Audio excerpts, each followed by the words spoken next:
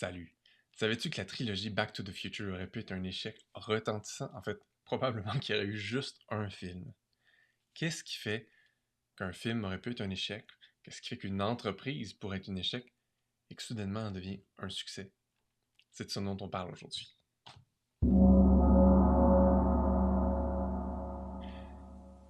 La série Back to the Future avait commencé à filmer avec un autre acteur.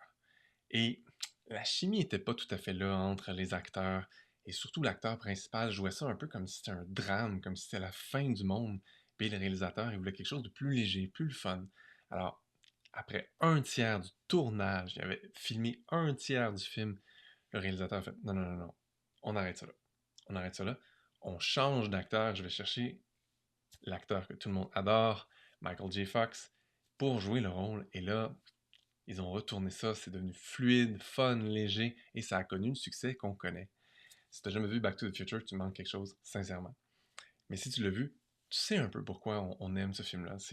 C'est beau, les émotions sont là, il y a une âme, en fait, dans ce film-là, on dirait. C'est vraiment quelque chose de puissant, de fort, de touchant. Alors que la première version était plutôt mécanique, un petit peu trop dramatique, c'était pas du tout le ton qu'on voulait donner, ça concordait pas, il manquait d'alignement. C'est la même chose dans notre entreprise, en fait. La différence, c'est que notre entreprise, surtout si on est dans le domaine du service, c'est qu'il n'y a pas des gros investissements comme on peut avoir à tourner un tiers d'un film. Je ne sais pas si tu imagines le budget que ça veut dire, avoir tourné le tiers d'un film avant de dire non, non, on efface tout puis on recommence. Ouch! Gros investissement. Quand tu es dans le domaine du service, tu n'as pas le même défi. Hein. Tu peux décider du jour au lendemain que, tu sais quoi, mon offre est pas assez complète, je vais rajouter quelque chose ou je vais changer quelque chose et c'est correct parce que il n'y a pas de gros investissements en changeant ce que j'offre. Même chose si tu dis mon message n'est pas assez clair ou ah, je vais attirer d'autres genres de personnes, donc je vais changer mon message, je vais changer ma cible. Tout ça, ça se fait relativement dynamiquement.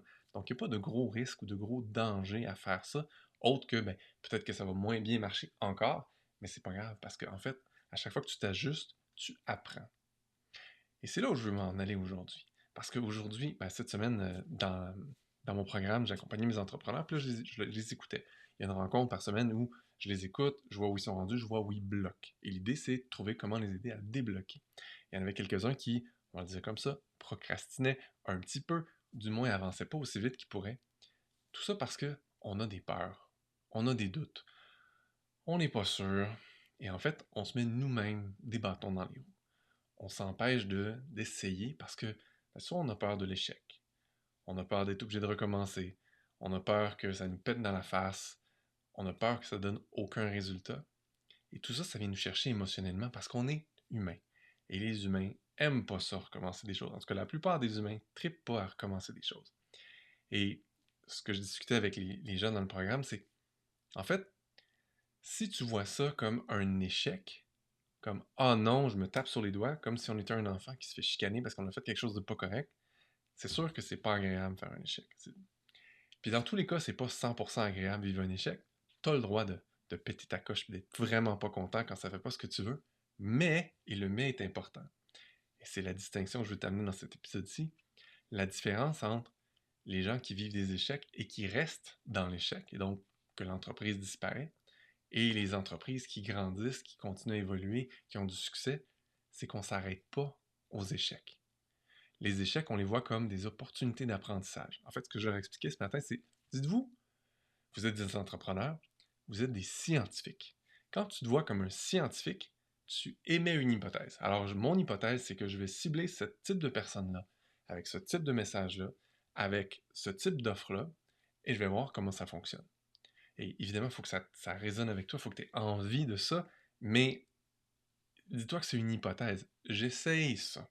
Et quand tu es dans le jeu, comme ça, en disant je vais essayer, je vais voir. Quand je dis jeu, des fois, les gens ils disent tu prends pas ça au sérieux, l'entrepreneuriat. Oui, je prends ça très au sérieux, mais pas au sérieux comme tu l'imagines. Pas au sérieux comme je vais être fâché si ça marche pas. Ou au sérieux comme oh non, je vais me flageller si ça marche pas. Non, je prends ça au sérieux, oui, mais je vois ça aussi comme si tu n'aimes pas le mot jeu, c'est on va utiliser le mot curiosité. Vas-y avec curiosité. Un scientifique curieux. J'essaye quelque chose, je teste mon hypothèse dans la vraie vie. Et là, j'observe, avec ma loupe, comment ça se passe. Est-ce que ça donne les résultats que je pensais? J'ai un petit secret pour toi. C'est rare que ça donne tout de suite le résultat qu'on veut. Vraiment. Il y a des alignements de planètes formidables des fois, mais pour la plupart des gens, ça prend un, deux, trois essais avant de faire hey, là, ça fonctionne ou ça commence à donner les résultats que je veux et je suis excité, je suis emballé. Enfin. Ça se peut que le premier puis le deuxième coup, quand ça donne pas 100% les résultats que tu veux, tu sois un peu déçu. Tu sois un peu même fâché. Puis que tu t'en veuilles peut-être un peu d'avoir loupé quelque chose, d'avoir manqué quelque chose. C'est humain. Il faut juste pas rester dans cet état-là. Alors, il faut que tu trouves une technique à toi pour t'en sortir. Moi, j'utilise des techniques énergétiques, j'utilise les bougies de mon amie Véronique. T'sais. J'adore sa bougie de méditation, entre autres. Là.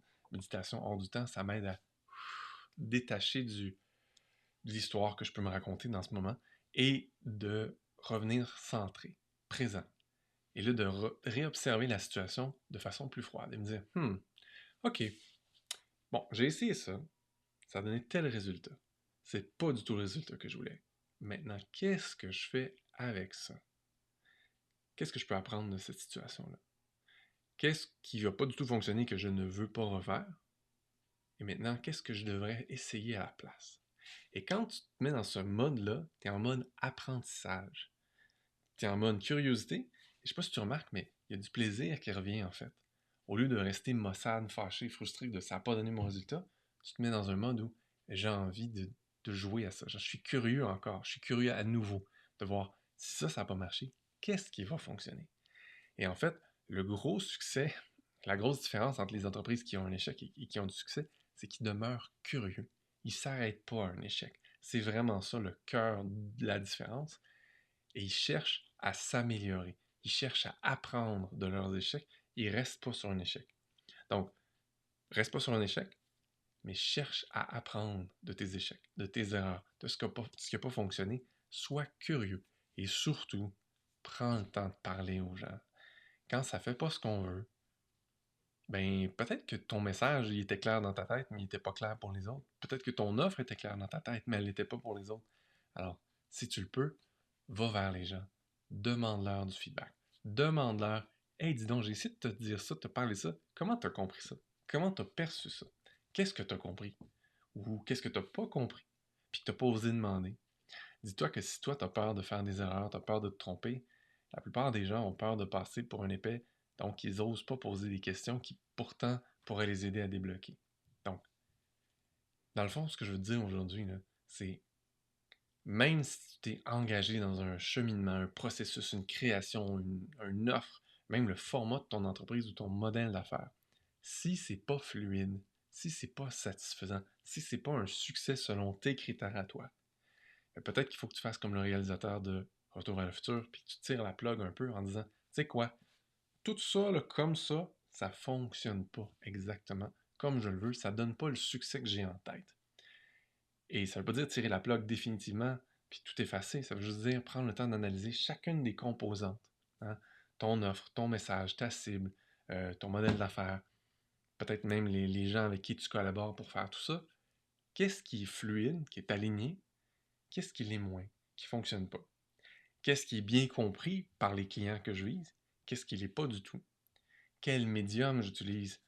Papier, Facebook, blog, peu importe, qui est vraiment utile, qui fonctionne bien pour moi, lesquels ne fonctionnent pas. Et donne-toi le droit de réévaluer. Hein?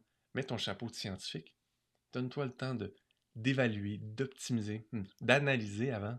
Analyser tes résultats, analyser ce que tu as en place, analyser comment tu fais les choses et ensuite d'apprendre de tout ça et de réessayer autre chose. Tout en me disant que c'est probablement pas le dernier essai que tu fais et c'est parfait comme ça en fait. Ce que j'ai remarqué aussi, c'est que les gens qui demeurent dynamiques dans leur façon d'être en entrepreneuriat, c'est les gens qui durent le plus longtemps. C'est les gens qui ont le succès le plus grand. C'est les gens qui voient des nouvelles opportunités parce qu'ils restent curieux et ils continuent à grandir, à évoluer et à faire grandir et évoluer leur entreprise.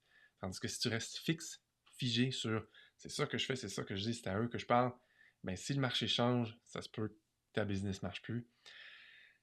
Dans tous les cas, tu vas manquer des opportunités. Si tu restes fixé à c'est ça que je fais, c'est comme ça que je le fais, parce que ça a toujours relativement bien fonctionné, tu vas manquer des opportunités. Donc, le secret au final, c'est pas s'arrêter aux échecs, mais demeurer curieux. Si tu as besoin d'aide pour voir les choses différemment, si tu as besoin d'aide pour réévaluer comment tu pourrais voir les choses différemment ou même qu'est-ce que tu pourrais faire de différent, je t'offre pour un temps limité des appels diagnostiques. Si ça te parle, si tu as envie qu'on regarde ton entreprise puis qu'on regarde où est-ce que ça marche pas, où est-ce que c'est pas aligné, qu'est-ce que tu pourrais faire pour changer ça? Ça va me faire plaisir de te parler. Le lien va être dans la description. Là-dessus, je te souhaite une merveilleuse fin de journée. À bientôt.